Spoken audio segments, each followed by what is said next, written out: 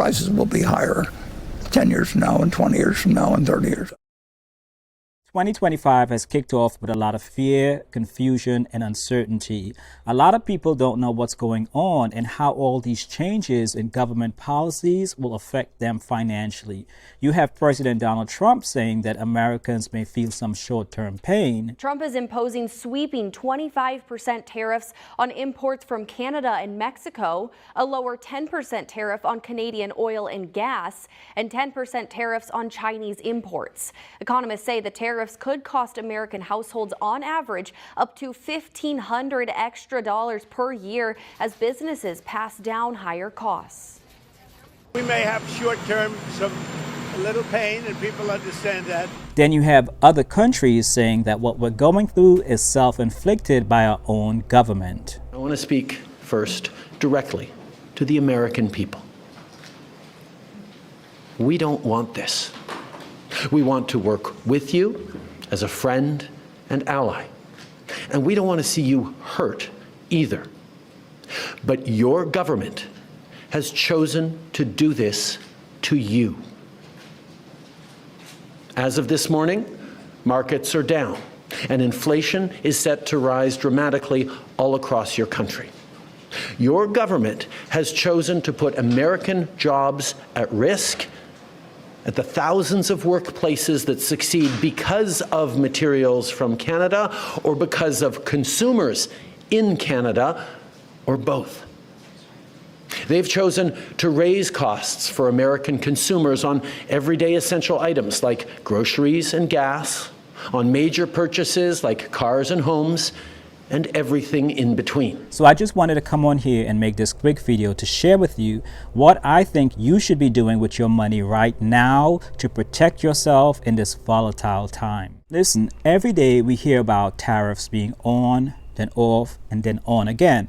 And people feel differently about tariffs and how it may personally and directly affect them. Because who do you think pays for tariffs? Well, Warren Buffett makes it clear who do not pay for tariffs. The tooth fairy doesn't pay up. Tariffs are paid for by consumers, both you and me. And that's why Donald Trump said that Americans may feel some short-term pain. But what does short-term means? Is it months, years, 1 year, 10 years? And that is the uncertainty that we face today. The committee is attentive to the risks on both sides of its dual mandate. They emphasize that by saying uncertainty around the economic outlook has increased. I'm not sure if you've noticed, but meat is getting expensive and the prices of eggs are outrageous. And this may continue because the goods that we're exporting from places like Canada and Mexico will cost more because of tariffs. Tariffs are actually, we've had a lot of experience with them. They're an act of war to some degree. Over time, they're a tax on goods. Every day we're also hearing about government employees losing their jobs. But job losses are not only happening in the public sector, it's also happening in the private sector as well.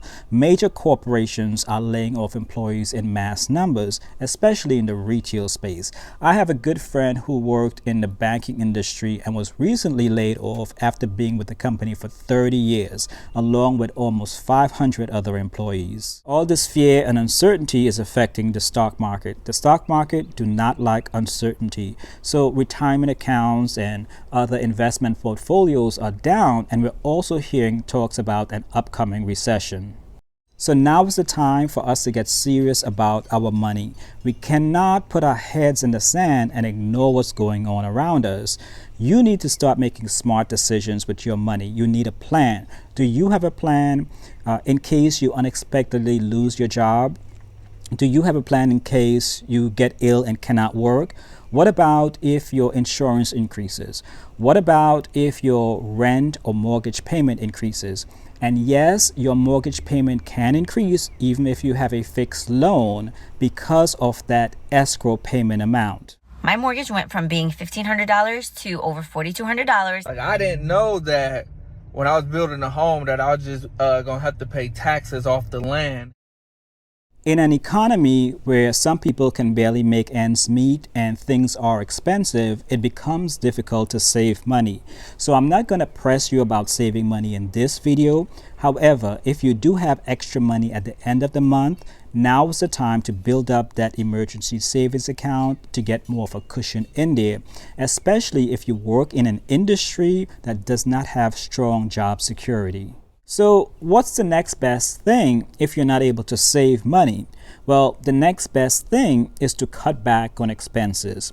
Listen, we're currently living in an economic environment where we really need to be mindful of our spending. Now, I'm not telling you don't spend money because we need money to flow through our economic system. What I'm saying is to be more mindful. If you are someone who typically takes 3 vacations a year, maybe cut that down to 1. If you typically go out to eat every week, maybe go out to eat once a week. If you've seen any of my other videos, you'll know that I talk about living below your means and selective frugality, and it's because of moments like this. We can't always live our lives assuming that our jobs will always be there, or as though our investment portfolios will always be up, or as though our monthly expenses will remain the same forever. I've seen where mortgage payments are increasing dramatically because of the increase in property taxes and insurance payments. I saw a story, a young lady talk about a letter or a notice that she received from a bank recently. Y'all, so I just got my yearly escrow review, right? I own my house and I pay for mortgage. My monthly mortgage is $3,332.74. That's how much I pay to live here, okay? Remember, the people, they tell me I live in the ghetto. I act like I live in Beverly Hills, but I live in the ghetto. But in order to live in this ghetto house, I pay $3,332.74. Well, guess what? Your girl just got her yearly escrow. So, boom. They say, by the way, Mr. Cooper is my loan folks. Mr. Cooper wrote me a letter and they said, hey, girl, you have a shortage in your escrow of $12,426.11. Wow, okay. How did that happen? Well, several things probably happened. Probably taxes went up, but remember, y'all told me I live in the ghetto, so they say probably your property taxes went up, maybe your homeowner's insurance or something went up. Okay, guess what? They're telling me my new mortgage will be as of March 1st. Okay, so my new mortgage will be, are you ready? $5,337.65. That's what we're having right now, darling. This is called a blue light special. You need to buy Stock while market's on sale. Buy while it's on sale. For my investors, if at all possible, when the market is down, it is not a time to let fear take over and sell your investments. Take your emotions out of your investment strategy. If you're investing for the long term and you have 5 or more years for when you would need this money, you may want to consider dollar cost averaging into solid companies. And if you're not sure what to buy, consider exchange traded funds, something like the S&P 500 or the total stock market, and have some exposure to international investments as well.